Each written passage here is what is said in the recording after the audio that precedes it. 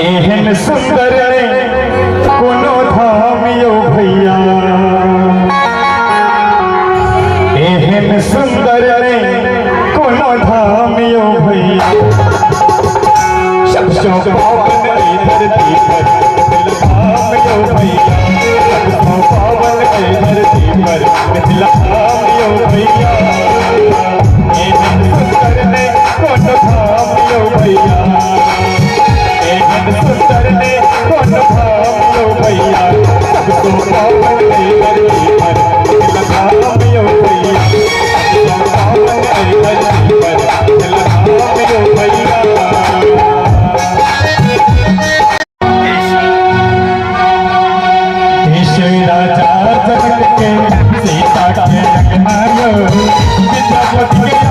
सकर बनी लखनायो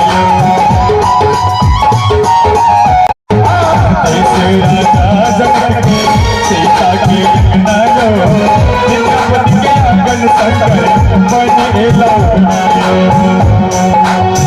बढ़िया पुरुषोत्तम मोहन राम यो भैया, बढ़िया पुरुषोत्तम मोहन राम यो भैया। सबका पावन ए धरती पर डगर आए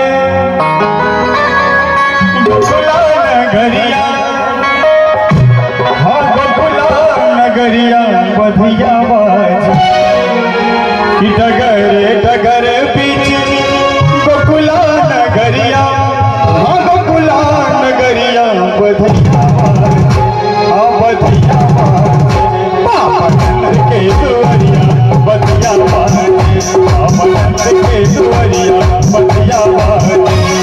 डगर डगर बीच गोकुला नगरिया, गोकुला नगरिया बधिया बाज, हाँ बधिया बाज।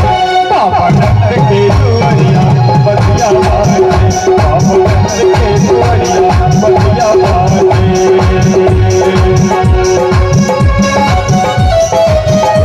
राजा जी के शोभे मुकुट पीतांबर,